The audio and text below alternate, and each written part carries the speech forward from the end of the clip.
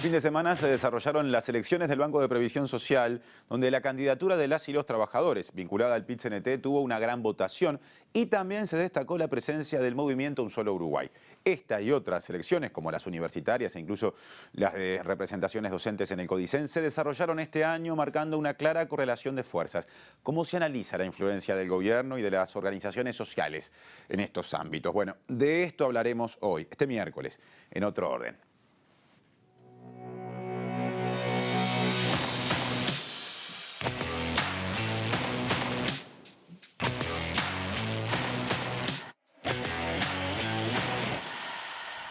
Buenas noches, gracias por estar. De esto hablaremos hoy en Otro Orden, ya saben de qué y les cuento ahora de qué manera. En el próximo bloque, el politólogo Daniel Chaschetti hará una lectura política, por supuesto, de lo más reciente, que es lo que ocurrió a nivel de la elección de las representaciones sociales del directorio o en el directorio del Banco de Previsión Social, pero también de un conjunto de pronunciamientos que en distintos ámbitos, organismos públicos, cogobernados, organizaciones políticas, gremiales, sindicales, ha habido con alteración de las autoridades en los últimos meses, ¿no? Lo que de alguna manera modifica el mapa social, ¿no? Y en algún caso también cuestiones vinculadas a la política partidaria en este país. Eso con Chaschetti. Ahora, en este primer bloque, nos queremos meter más de lleno en las elecciones del BPS desde los protagonistas, o por lo menos las personas que pugnaron por los cargos de representación. Y de entrada les proponemos un diálogo con Ramón Ruiz, que fue reelecto representante de trabajadores y de trabajadoras, o sea, del orden activo en el directorio del Banco de Previsión Social, con el respaldo del PIT-CNT, obteniendo 49% de los votos, pero también teniendo en la candidatura opositora, la de Luis Lisboa, que ya había competido con Ruiz hace 5 años atrás, una votación mejor que la que Lisboa había obtenido en aquel momento, ya que subió la votación de la segunda opción, como también subió la de Ramón Ruiz, a quien ya saludamos y le damos la bienvenida en Otro Orden aquí en los estudios de TV Ciudad. Ramón, ¿qué tal? Gracias por estar. Bueno, muchísimas gracias a ustedes por la invitación y, por supuesto, saludo esta instancia para poder profundizar un poco más sobre bueno, lo que ocurrió el día domingo, ¿no? ¿Qué primera lectura hace como, digamos, como representante de trabajadores y trabajadoras reelecto? Creo que tenemos que decir que el domingo hubo una reafirmación de la representatividad de las organizaciones que de alguna forma, valga la redundancia, ¿no?, representan a trabajadores y trabajadoras. El domingo ganó el PIT-CNT y el domingo ganó la lista 11 con la gente que trabaja.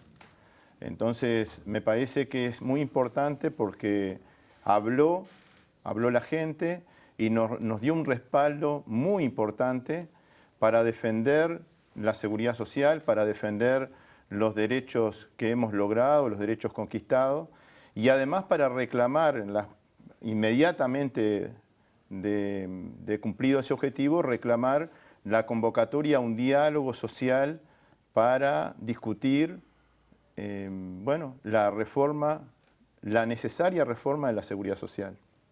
Usted, o la lista que usted encabeza, obtuvo 49% de los votos, decía yo en el comienzo, en la introducción a esta entrevista, unos 426.000, por allá anduvo el apoyo, 10% más que lo obtenido en el año 2016, la lista opositora obtuvo 252.000 votos, un 29%, también con la misma candidatura, la de Lisboa, 10% más que lo que Lisboa había obtenido en 2016, por más que Lisboa sumó un apoyo que en aquel momento no tenía, el respaldo del movimiento Un Solo Uruguay, que en 2016 todavía no se había conformado como tal. Cayó al mismo tiempo el voto en blanco y anulado. ¿Cómo lee esos resultados? La cuestión numérica.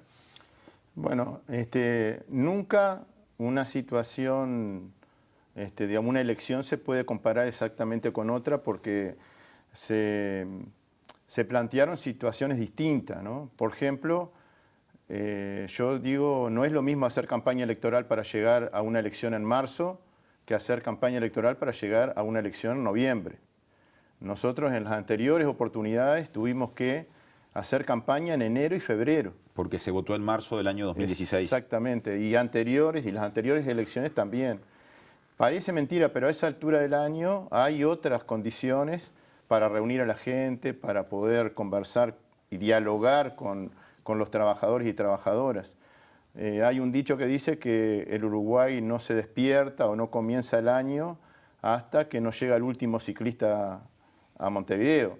En este año no hubo, pero cuando hacíamos elecciones prácticamente teníamos que hacer una campaña electoral muy difícil en medio del verano. En esta oportunidad hubo mucho más participación de trabajadores y trabajadoras. Por otro lado, también ocurrió algo que no es menor, y es que la Corte Electoral en todas las oportunidades anteriores permitía poner 30 listas adentro de la urna, y en esta oportunidad permitió poner 250 listas. En las anteriores oportunidades las listas se agotaban y la gente llegaba al lugar de votación y terminaba votando en blanco anulado. Eso explica en buena medida el alto número de votos anulados y en blancos en las anteriores oportunidades. En esta oportunidad bajó sensiblemente el voto en blanco, se mantuvo el voto anulado, pero cuando sumamos los dos prácticamente bajó a la mitad, digamos, el voto anulado y el voto en blanco.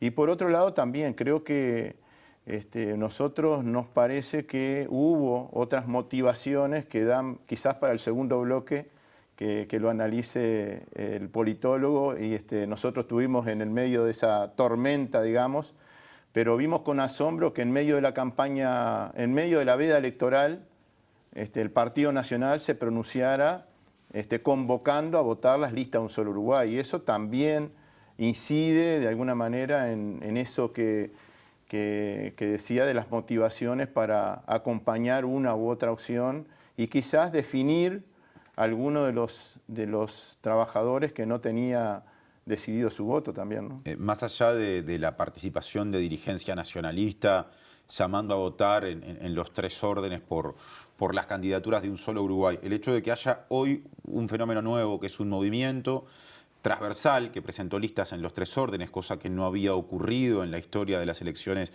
del BPS hasta el momento, que tiene diferencias ideológicas importantes con el bloque tradicionalmente encabezado por el PIT-CNT.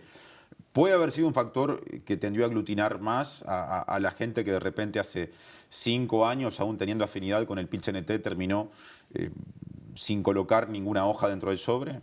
Nosotros siempre durante la campaña dijimos que estábamos eligiendo directores sociales, que no estábamos eligiendo a los directores políticos, porque los directores políticos fueron designados el año pasado por el Poder Ejecutivo con la venia del Senado. En esta oportunidad, los trabajadores tenían que elegir a un trabajador o una trabajadora, los empresarios tenían que elegir a su representante y los jubilados y pensionistas tenían que votar para elegir a un jubilado o una jubilada. Y decíamos que los partidos políticos no tenían que interferir en esto, y mucho menos en la veda electoral, mucho menos en la veda electoral. Lamentablemente esto no sucedió, y yo creo que nuestra lista, la lista 11, no solamente enfrentó a un candidato, enfrentó a 3 candidatos, con el apoyo de Un Solo Uruguay y con el apoyo y la estructura del Partido Nacional, el partido del Presidente de la República, nada más y nada menos, ¿no? Sixto Amaro es el ganador, digamos, reelecto en el orden de personas justamente jubiladas, en el orden pasivo, digamos, y José Pereira fue electo en el orden empresarial.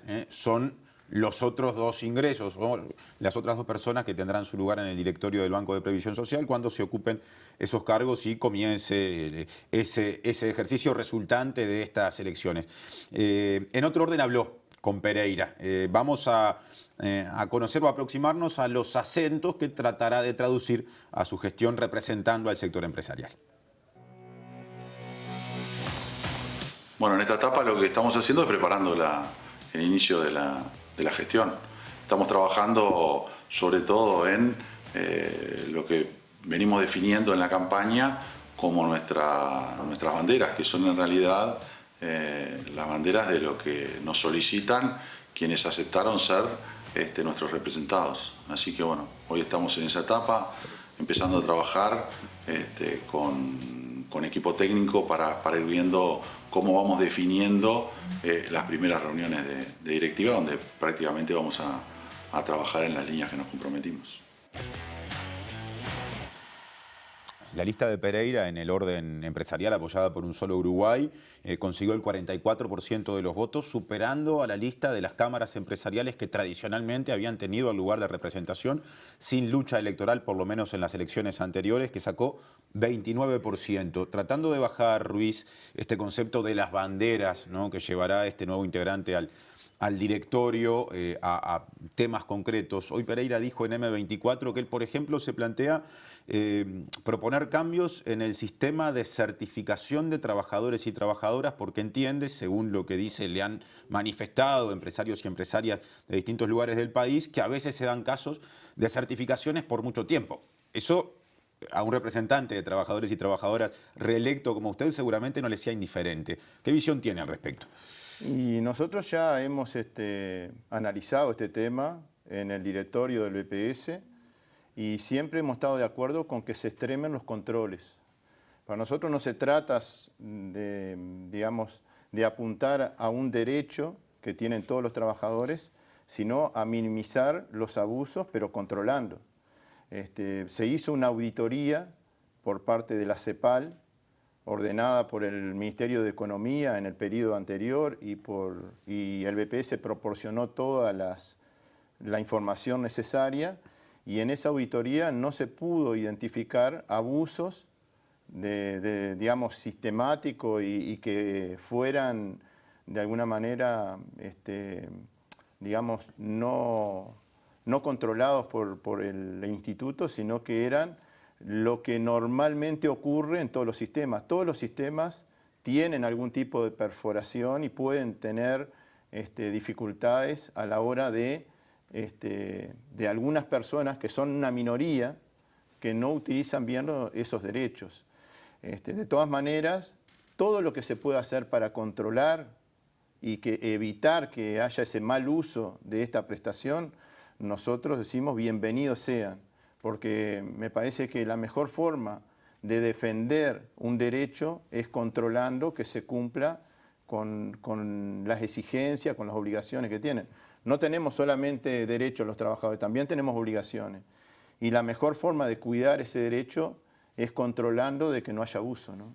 La llegada de un representante empresarial apoyado por un movimiento con las características de Un Solo Uruguay que desplaza a la representación de las cámaras empresariales mayoritarias, digamos, implica un ensanche o un aumento de las diferencias ideológicas entre la representación de trabajadores y trabajadoras y la representación empresarial en el directorio. Si tú me permites, Martín, antes de contestarte la pregunta, quisiera volver un segundo a lo anterior, sí, si tú me permites. Nosotros tenemos que decir que en esa auditoría de la CEPAL se comparó a Uruguay con otros países del mundo. Y el sistema de certificaciones médicas de Uruguay no es un sistema generoso. Cuando un trabajador está certificado, cobra mucho menos que estando en actividad. Y los 3 primeros días de que ese trabajador se certifica, el BPS no se los paga. En otros países, los trabajadores perciben ese derecho desde el primer día y en un porcentaje mucho mayor de lo que paga Uruguay, de lo que Uruguay reintegra cuando un trabajador está en esa situación. Yo escuché hablar de que un comisario le había planteado al candidato Un Solo Uruguay que había encontrado un subalterno. Bueno, yo quiero aclarar que la policía no está dentro del seguro de enfermedad del BPS, porque a veces hay cierto desconocimiento de cómo funciona el Banco de Previsión Social, cuál es su cobertura, y creo que para poder analizar con objetividad estos temas hay que conocerlos y hay que hablar con propiedad para analizarlos y encontrar una solución, porque yo creo que siempre las cosas se pueden hacer mejor. Y ahora voy a tu pregunta. La cuestión de las diferencias ideológicas. Sí, por supuesto. Yo creo que, no está mal que se hable de ideología cuando se habla de seguridad social, porque la ideología tiene que ver con la forma de ver el mundo que tenemos cada uno de nosotros.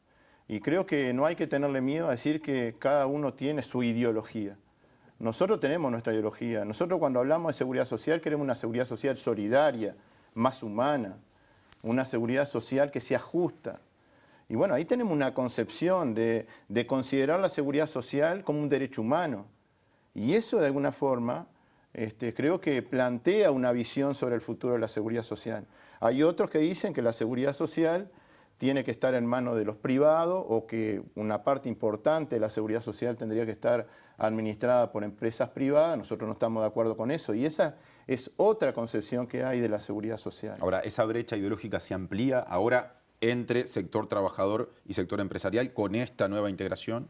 Yo creo que para nosotros, me parece, ¿no? Digo, me gustaría escuchar también a los otros candidatos, pero ya no candidatos, porque hasta el domingo nosotros teníamos un objetivo que se cumplió y finalizó una etapa. Ahora comienza otra etapa y tenemos otros objetivos. Nosotros rápidamente dijimos, el próximo objetivo es defender la seguridad social y frenar una reforma que se quiere imponer sin diálogo y que va a ser de recorte, que va a castigar a los trabajadores, que no va a ser justa, que no va a ser humana esa reforma.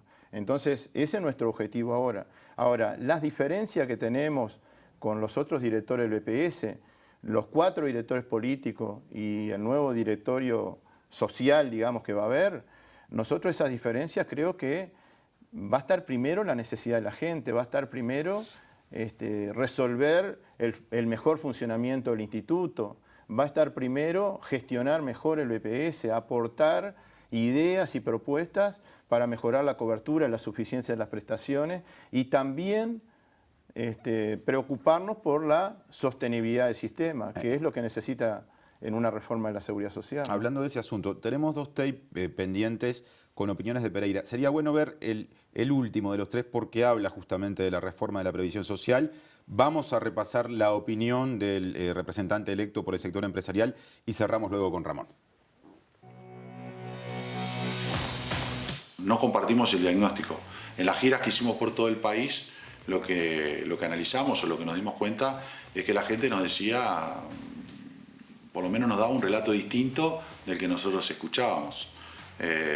La culpa la tienen los uruguayos que ahora viven más, por tanto viven más y el problema demográfico se paga durante mayor cantidad de tiempo jubilaciones.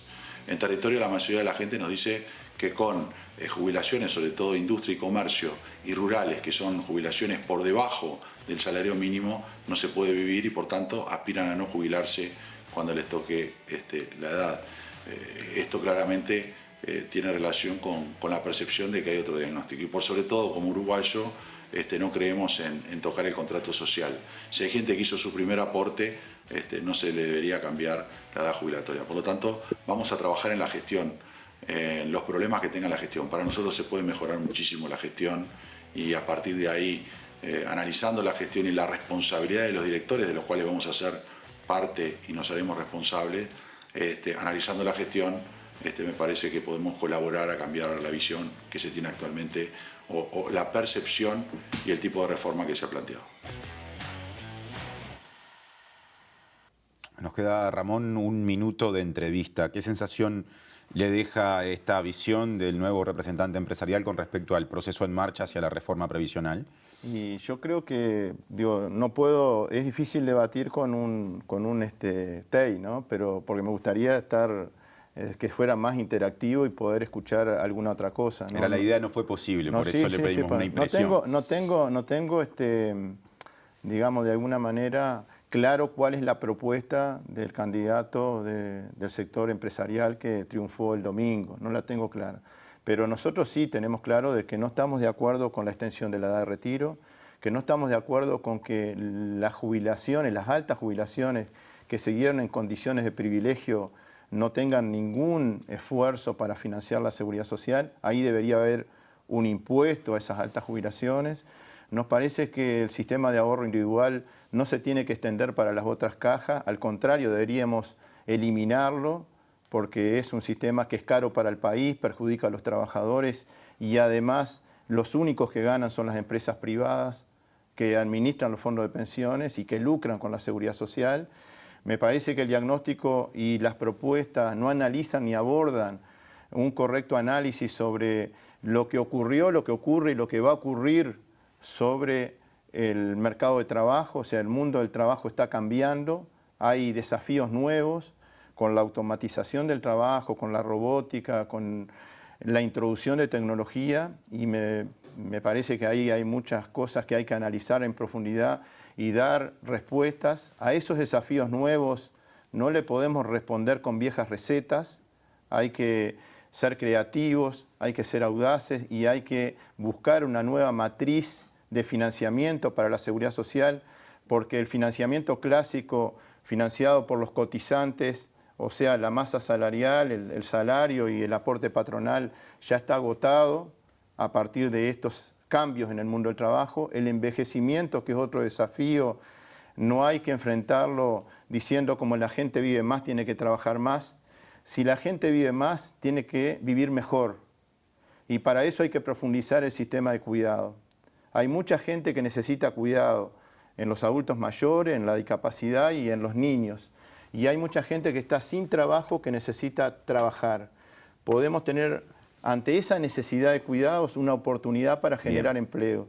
Y bueno, y creo que por ahí pasa enfrentar el envejecimiento, con una política de cuidado que lamentablemente vemos que se está debilitando en lugar de fortalecerse. Entonces esas son las cosas que planteamos y las hemos planteado durante toda la campaña. No precisamos ahora a ver qué vamos a hacer.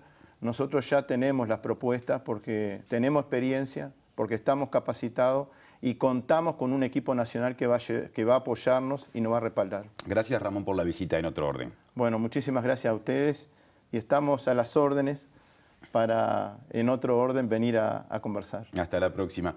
Tiempo de tanda. Viene después Daniel Chaschetti para hacer lectura política de estos temas que abordamos y también de otras elecciones y procesos similares que se han dado en distintos campos este año aquí en Uruguay. No se pierdan lo que viene.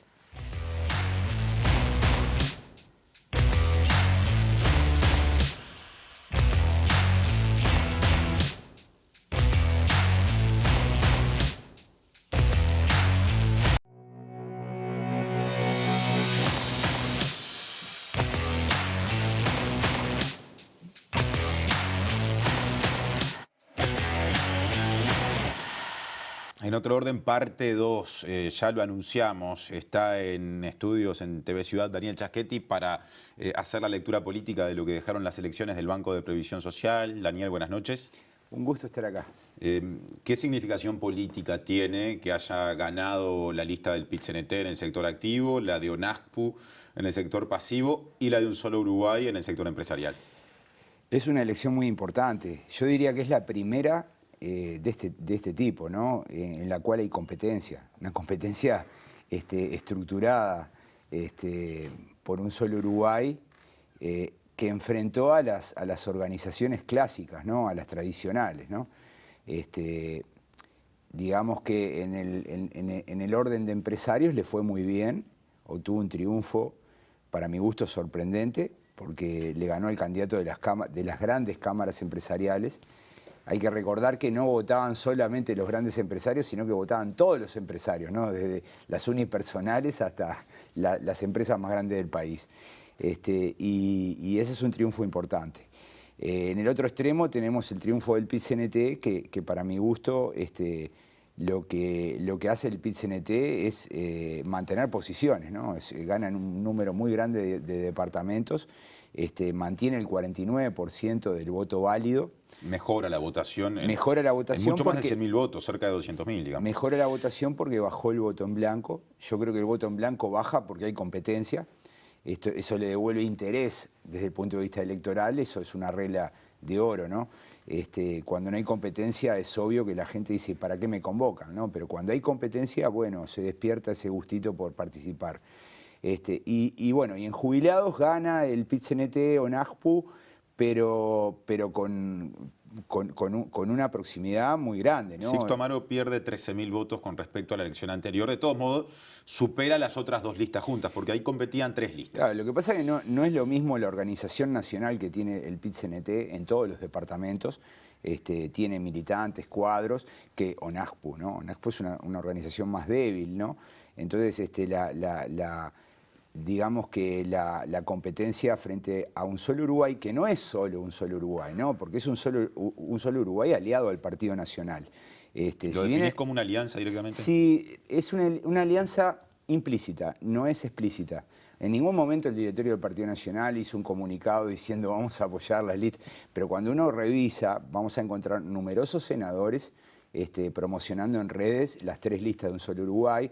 Vamos a ver muchos caudillos departamentales militando a favor de Un Solo Uruguay.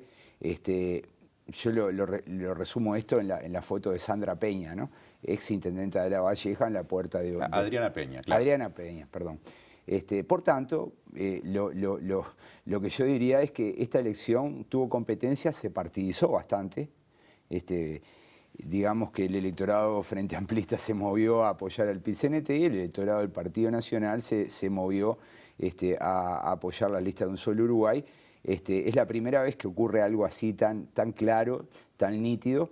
Y por eso yo diría que hay que mirarlo no solamente como la elección de los 3 directores sociales del BPS, sino como una estrategia que, digamos, el Partido Nacional y algunos de los partidos de la coalición vienen desarrollando durante el año 2021 de intentar avanzar sobre las bases sociales de la izquierda, del movimiento, digamos, popular. Esto lo vimos en las elecciones universitarias, lo vimos en las elecciones del CODICEN, en las elecciones del Colegio Médico, en las elecciones digamos, del Sindicato Médico. Ya iremos a todas esas elecciones. Sí, Ahora, sí. me quedé pensando en algo. A nivel de, por lo menos de las elecciones del sector pasivo, digamos, ¿no? Generalmente, desde los partidos tradicionales hubo manifestaciones de apoyo. ¿La diferencia cuál sería ahora? Vos decís antes. Claro, por ejemplo, hace 5 años, la lista de la coordinadora de jubilados que salió tercera. Es la posibilidad de articular una oferta global. En aquel momento hubo dirigencia blanca que apoyó esa lista, que es una lista que en realidad tiene una raíz de gente de izquierda que en su momento se escindió de ONASPO. Es decir, no es novedoso que haya sectores de los partidos tradicionales que se manifiesten. ¿Por qué se marca tanto la diferencia ahora, en el análisis? Porque hay una oferta estructurada para los 3 órdenes, ¿no? Se le dice al votante, cualquiera sea el orden en el que esté, bueno, esta es nuestra oferta. Ahora, esa estructura que permite esa oferta transversal, diversificada, alternativa a las organizaciones tradicionales, no la generan los partidos, la genera un movimiento que por lo menos se dice ajeno a los partidos, más allá de las cercanías y distancias ideológicas que tienen según la comparación con qué partido se haga. Es legítimo, o sí. sea, yo no voy a ponerme a discutir acá si está bien o está mal que haga esto Un Solo Uruguay. Yo digo que es legítimo, me parece como que fue una movida que cuando uno mira la votación general encontró un gran respaldo, porque si bien en los otros órdenes perdió, pero obtuvo una votación relevante. 29% de los trabajadores votaron la lista de Un Solo Uruguay. Claro, hay un solo cargo en disputa, no hay representación proporcional, por tanto esos votos se pierden, pero me parece que hay que leer políticamente esto. Cuando una elección hay competencia y se partidiza, bueno, lo que tenemos son desafíos muy fuertes, ¿no? Ese juego asociado a una estructura, por lo menos a priori, apartidaria, ¿puede dar cuenta de que hay una suerte de estrategia de quedarse con esa estructura por parte de alguno de los partidos, en particular del Partido Nacional, de volverla útil a futuro en otros órdenes? No lo sabemos, porque Un Solo Uruguay fue un movimiento disruptivo que surgió en 2018, en enero. Fue como una explosión. El gobierno del Frente Amplio de Tabaré Vázquez perdió noción respecto al malestar que había en ciertos sectores, sobre todo en el interior del país. Digamos, esa explosión como que marcó un hito, porque si bien luego el gobierno de Tabaré Vázquez respondió a buena parte de la plataforma de Un Solo Uruguay, digamos que esa gente quedó organizada, ¿no? Y cuando uno escucha las entrevistas de sus precursores, bueno, era una organización muy horizontal, que funcionaba con grupos de WhatsApp. Eso siguió evolucionando. Sabemos poco de cómo siguió evolucionando, porque es un movimiento nuevo.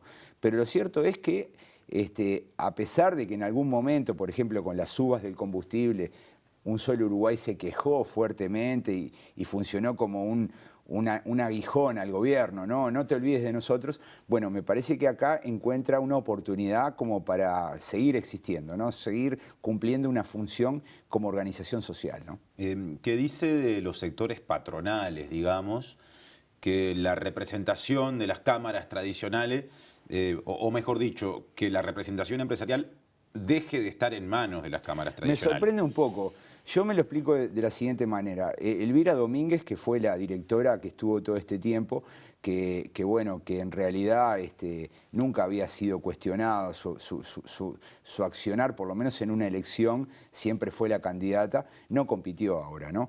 Y a mí me parece que José Pereira lo que hace es encarnar una serie de críticas o de molestias de pequeños empresarios, emprendedores, que ven al BPS más como una carga tributaria que como, digamos, como un organismo que cumple un fin social, ¿no? que es vertebral en el estado de bienestar uruguayo, ¿no? Entonces me parece que ahí hay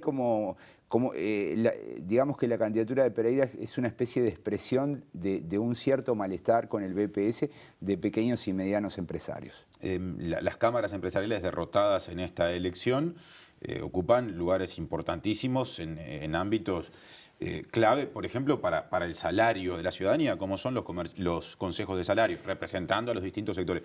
¿Esa representatividad queda cuestionada? Bueno, tienen el monopolio de la representación en los consejos de salario. Bueno, ¿eso cámaras queda cuestionado a futuro después de este Y resultado? bueno, es algo que se va a abrir la discusión, ¿no? Porque en esta instancia sí queda cuestionado. Evidentemente surgió una alternativa. Hay que ver si en el futuro, bueno, siguen surgiendo alternativas. Ahí habría que ver cámara a cámara, porque las cámaras empresariales no son como el PCNT, no son una cámara única. Es decir, hay una coordinación, pero no son una única institución. Entonces hay que ver sector a sector qué pasa, si ahí hay algún tipo de planteo o de discusión sobre la forma de accionar, ¿no?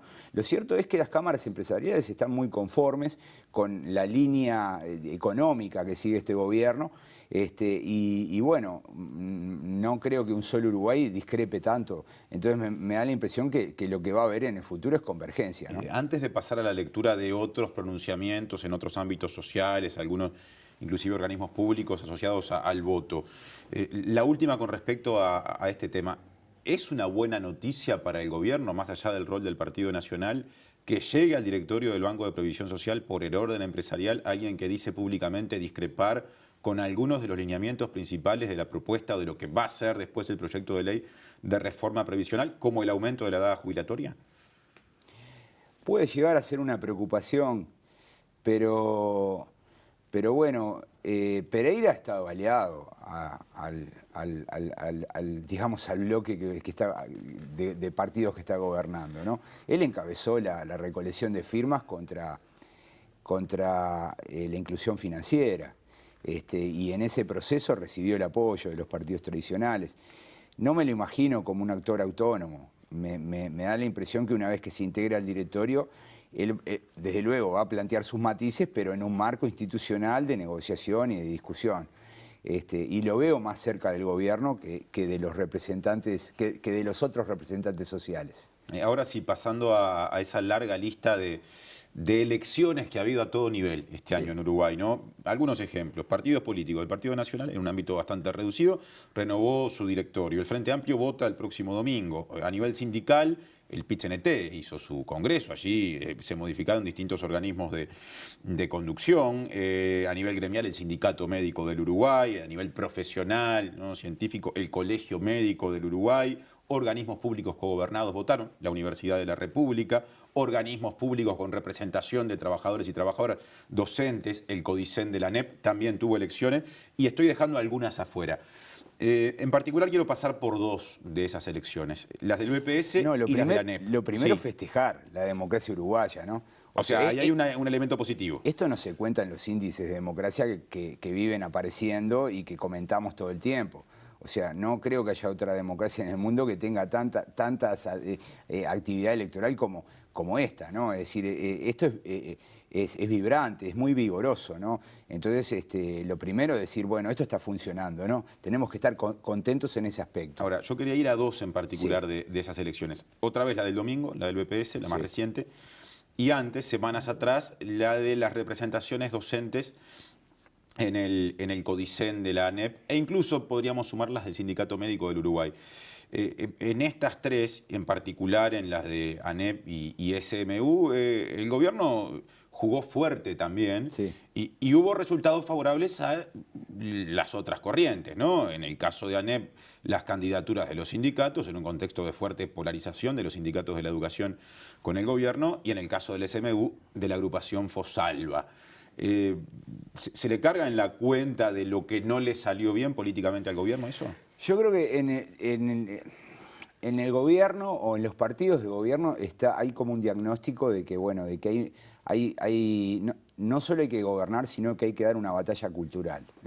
Diagnostican que, bueno, que Uruguay es un país que ha generado una cultura estatista, de izquierda, pro derechos, y hay cosas que no les gusta y creen que hay que dar esa batalla cultural.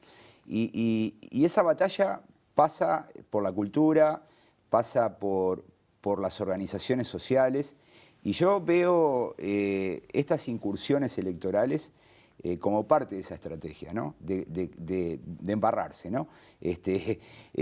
Así como a fines de los 80, bueno, los partidos tradicionales abandonaron los sindicatos, bueno, y desde entonces no volvieron, es como que ahora están tratando de volver porque, bueno, porque consideran que son muy relevantes, muy importantes.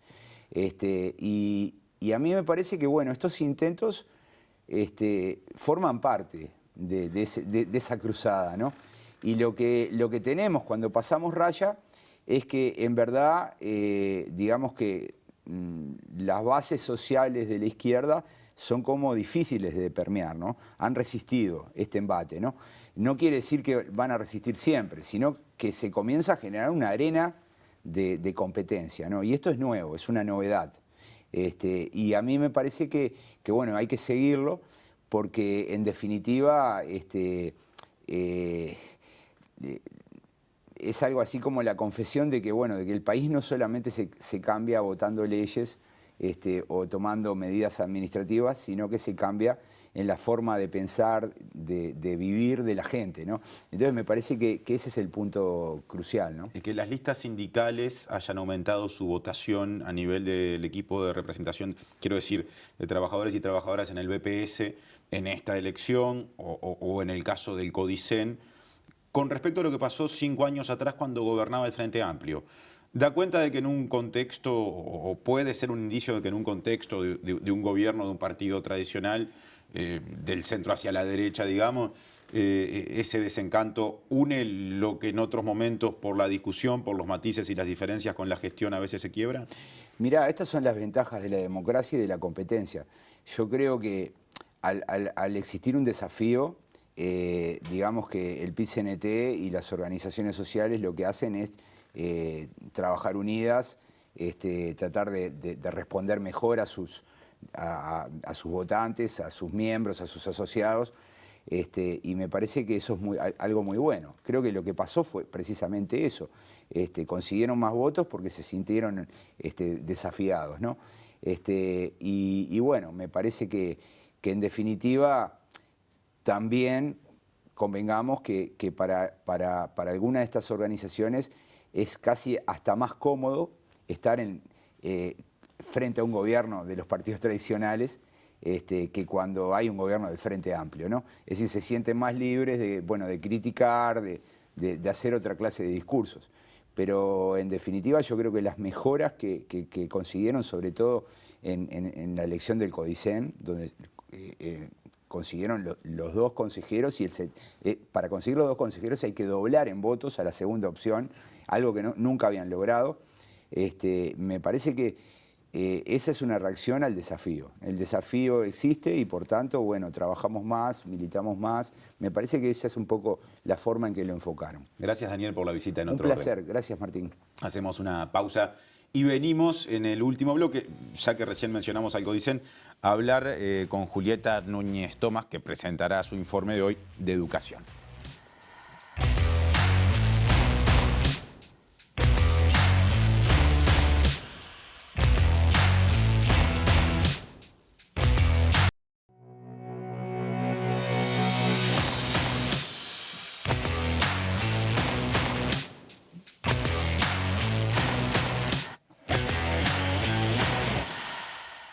Ahora bloque 3. Ha sido una semana intensa en materia de actividades públicas con anuncios vinculados a la educación, también con diagnósticos, con algunas cifras que representan evaluaciones de lo hecho en años anteriores, con autoridades hablando del tema, y algo de eso se va a reflejar en el informe que ya presenta Julieta Núñez Tomás en este bloque final de En Otro Orden. Julieta, buenas noches. Buenas noches, Martín. Material no te faltó esta semana. Esta vez no, y te iba a decir que en realidad las autoridades no fueron las únicas protagonistas de todo lo que ha pasado en torno a la educación esta semana, porque venimos de un día en el que el Liceo IABA, el número 35, que es bastante conocido, bastante grande en el centro de Montevideo, estuvo ocupado hasta las 13 de la tarde, que recibieron los estudiantes una intimación judicial y tuvieron que desocupar.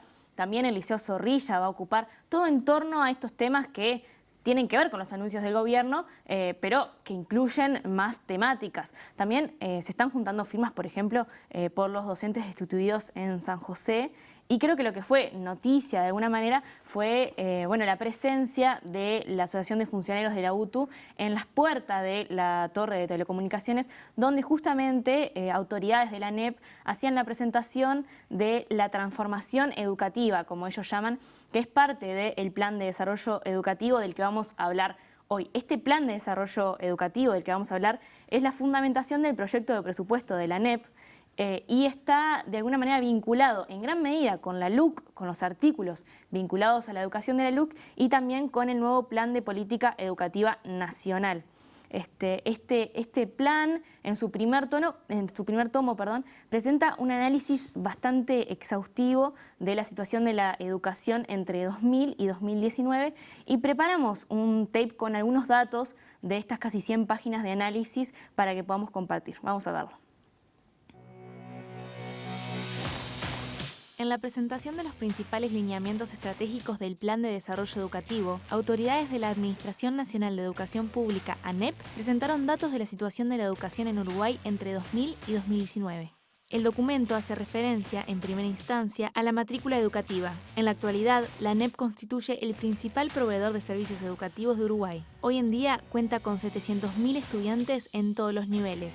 También se informa sobre el crecimiento de la cobertura educativa, especialmente en la educación inicial y en las edades correspondientes a la educación media superior. Estas mejoras están asociadas a un mayor acceso y a una mayor retención de los sectores más vulnerables. De todas formas, en estos años no se logró eliminar la desigualdad en el acceso a la educación en función del origen social de los estudiantes. En términos de oferta y edificios educativos, se destaca un aumento de los jardines de infantes públicos que pasaron de 179 a 197 entre 2005 y 2019. Un incremento de los liceos de secundaria de 264 a 304 y un crecimiento de las escuelas de UTU de 124 a 163 en el mismo periodo.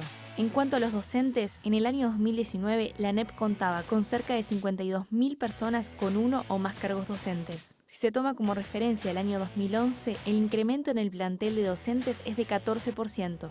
Se aprecia, además, un crecimiento importante de los ingresos a las carreras que brinda el Consejo de Formación en Educación, dado que entre 2000 y 2019 se duplicó la matrícula. El documento también ahonda en la aprobación, asistencia, trayecto y egreso de estudiantes. La tasa de no aprobación global en educación primaria se ubicó en 2019 en 3,5%, un mínimo histórico. En términos de trayectorias educativas, la desigualdad vuelve a hacerse notar. Entre los estudiantes provenientes de familias de ingresos bajos, el 28% está fuera del sistema educativo, mientras que en los pertenecientes a contextos de ingresos altos, solo el 6% del total está fuera del sistema. También se refleja en lo relativo a los estudiantes que asisten al grado que le corresponde de acuerdo a su edad. En el nivel de ingresos bajos, el 27% asiste en edad oportuna, mientras que entre los de nivel de ingresos altos lo hace el 74%. Por último, el documento hace referencia a los aprendizajes. En este sentido, se han mantenido logros, pero también se ha descendido en términos de niveles básicos de habilidad y conocimiento medidos por diferentes pruebas. Estos datos también muestran una gran desigualdad en el aprendizaje asociada a características socioeconómicas. Más centros educativos, más acceso a la educación, o sea, más niños, niñas, jóvenes cursando, más docentes formándose, más horas docentes. Y sin embargo se sigue hablando de crisis, o por lo menos sigue predominando un discurso que habla de una situación crítica con problemas en la educación. ¿Cómo entender eso? Bueno, fue el tono en el que se manejó en realidad en la presentación de la transformación educativa. Es la justificación de alguna manera de por qué es necesaria una transformación educativa, y de hecho los datos que presentaba Robert Silva, el presidente del CODICEN, en este acto no son los mismos datos que pudimos ver en este informe, que son los mismos que están presentados en el Plan de Desarrollo Educativo, pero de alguna manera parecería que se elige desde las autoridades de ANEP mostrar algunos datos en particular que mostrarían como el vaso medio vacío o un cuarto vacío, debería que decir, porque realmente los datos muestran los grandes avances que ha tenido la educación. Por supuesto que se puede hacer más siempre y que hay cosas que hay que entender, en particular como es la desigualdad, ¿no? Así lo manifestaba Robert Silva, y creo que es una preocupación compartida de muchísimos actores, porque si bien la cobertura, como estábamos viendo, tuvo un avance, un gran avance en los últimos años, de hecho llegando a la universalización de la educación hasta los 15 años, después a los 16, 17, 18, eso va bajando un poco, pero cuando hablábamos con un experto, y en particular con Pablo Martínez, que lo consultamos para este informe, él es profesor titular del Instituto de Educación de la Facultad de Humanidades y Ciencias de la Educación de la UDELAR, él nos decía que lo que sucedió en los últimos años es que se pudo reducir una brecha histórica en lo que tenía que ver con la desigualdad de la universalización de la educación. Sin embargo, sí hay cuestiones que tienen que ver con la desigualdad por los contextos socioeconómicos de las familias de las que provienen los estudiantes en lo que tiene que ver con el rezago escolar, es decir, los años que se van perdiendo y que después van quedando atrasados, y en los que tiene que ver con el nivel de egreso en la educación media. Nosotros le consultamos a Pablo Martínez por qué no se había podido solucionar este problema de desigualdad en tantos años, y esto fue lo que nos contestó. Sí, la relación entre resultados educativos y indicadores educativos en términos más generales y los contextos socioeconómicos, culturales de los sujetos plantean la reproducción en la educación de desigualdades que están en la sociedad, ¿no? Y esto es algo propio de todos los países que están surcados por las situaciones de desigualdad.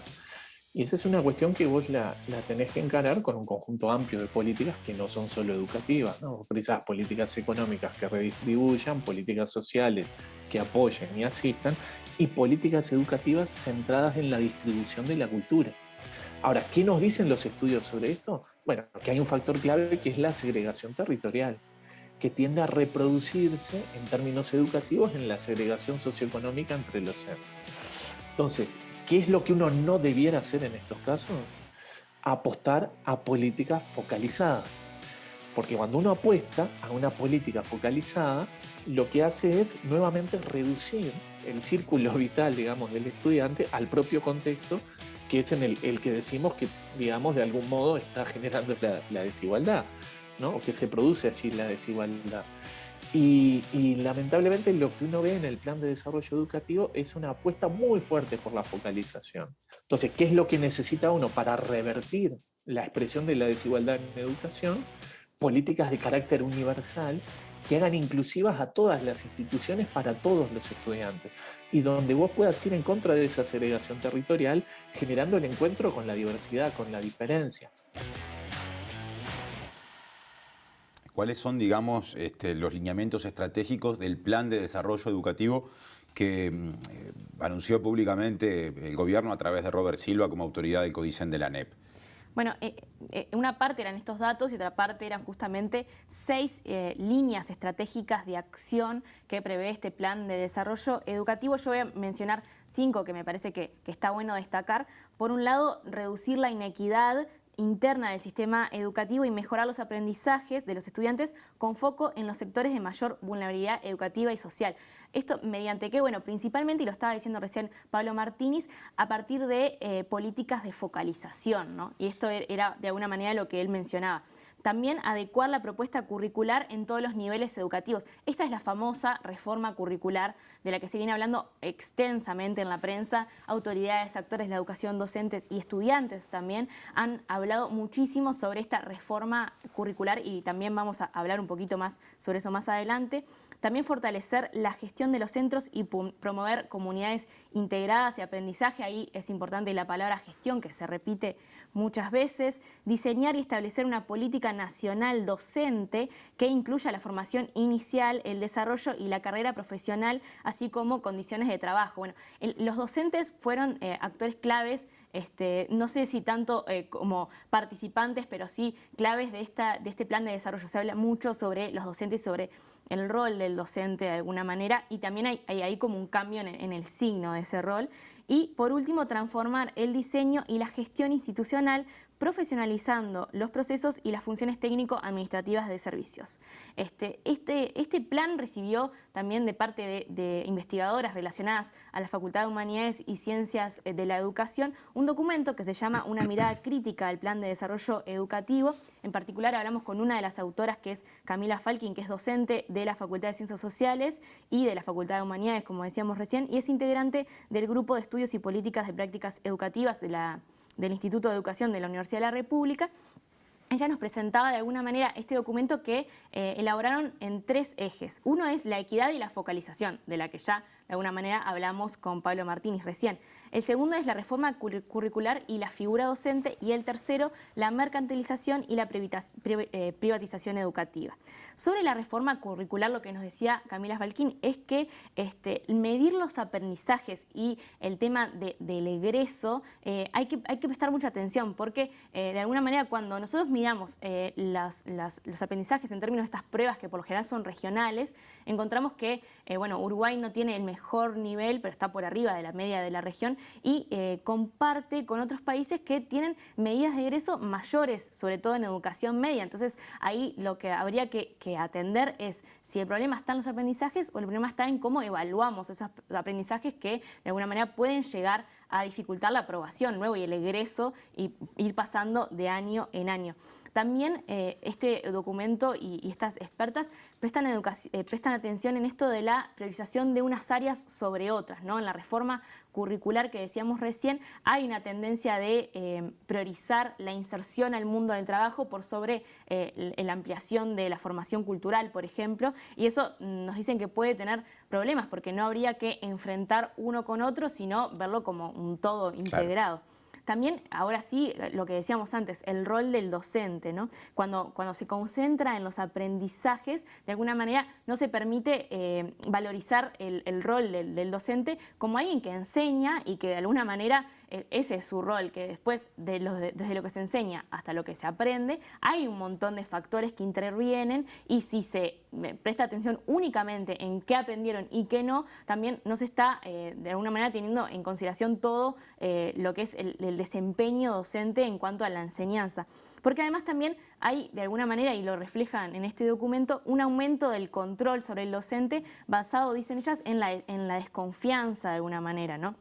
Esto puede tener varios problemas porque se deja de tomar al docente como un orientador, como una persona participativa en el entorno educativo, y se le empieza a tomar como un ejecutor de una política que no decide, sino que ejecuta, ¿no? No es parte del diseño de esa política, sino que la tiene que ejecutar. Y esto se le suma algo que ellas también ponen atención, que es el artículo 193 de la LUC, que habilita compensaciones o complementos salariales para quienes cumplan con las metas educativas, ¿no? Y esto de alguna manera lo que lleva a ver que hay que cumplir o no las metas educativas según una recompensa económica, ¿no? Un premio económico, y eso no sería como lo más sano, digamos, en términos del bienestar de la salud.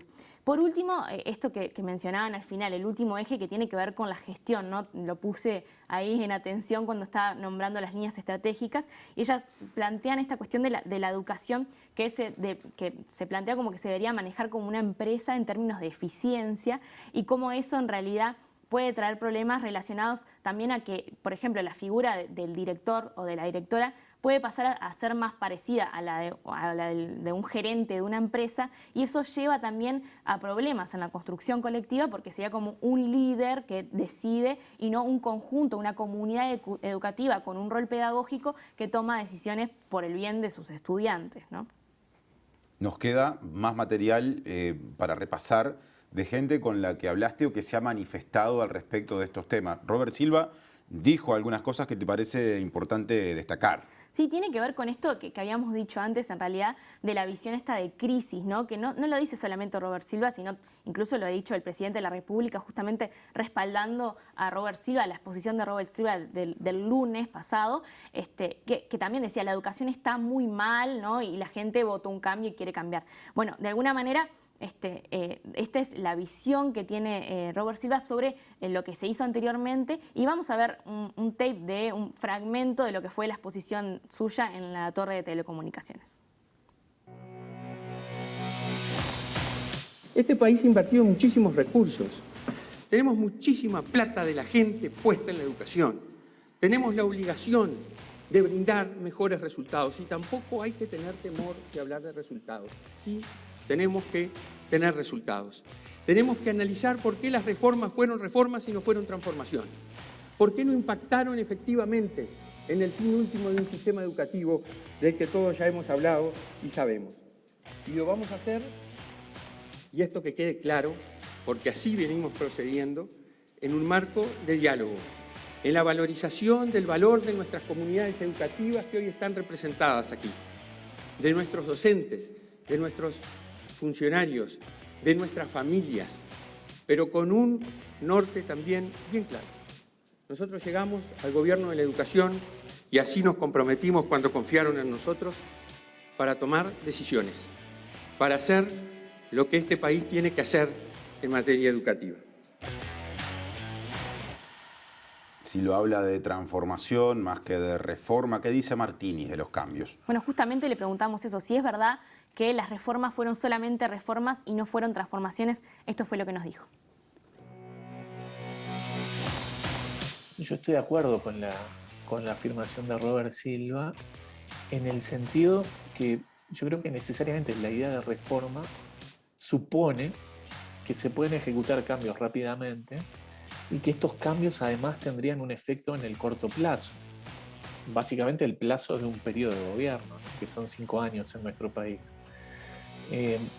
Esta idea, ciertamente, la idea de la reforma, que supone cambios rápidos y que supone efectos rápidos, va en contra de toda la evidencia que ya se ha acumulado a lo largo de muchos años de estudios sobre qué suponen los cambios en educación. Y hay algunas invariantes que necesariamente hay que tener en cuenta. Son cuestiones que si vos no las tomás en cuenta, no podés pensar el cambio. Grandes consensos nacionales, amplia participación y compromiso de diversos actores, ¿no? Para que los cambios efectivamente puedan suceder, y una planificación que vaya planteando paulatinamente metas a mediano y a largo plazo para ir consiguiendo ese proceso de transformación. Mi discrepancia, o en todo caso mi llamada de atención, tiene que ver con que lo que uno está apreciando hoy por hoy en el planteo de las políticas educativas es un menú de decisiones que va en la misma línea de las reformas, aunque lo llamemos de otra manera. Fue muy interesante en esto las mismas declaraciones que realiza el presidente de la República luego del acto a la tarde, ¿no? Después que la ANEP presentó su plan, ¿no? Él dice, bueno, la educación en Uruguay estaba mal antes de que llegara este gobierno, la gente votó un cambio, los cambios son necesarios por los malos resultados que hay desde hace mucho tiempo, ¿no? Y el siglo XXI nos requiere avanzar para no quedarnos atrás. Bueno, este es un poco el menú de las reformas, ¿no? Lo que estaba antes estaba mal, nosotros ahora sí vamos a hacer los cambios que son necesarios mirando hacia el futuro. Con esta reflexión de Martínez casi que cerramos. Gracias, Juli, por el informe de hoy. Gracias, Martín. Nos reencontramos, reaparecemos en la pantalla de TV Ciudad el lunes que viene a las 9 de la noche. Gracias por estar y que pasen bien.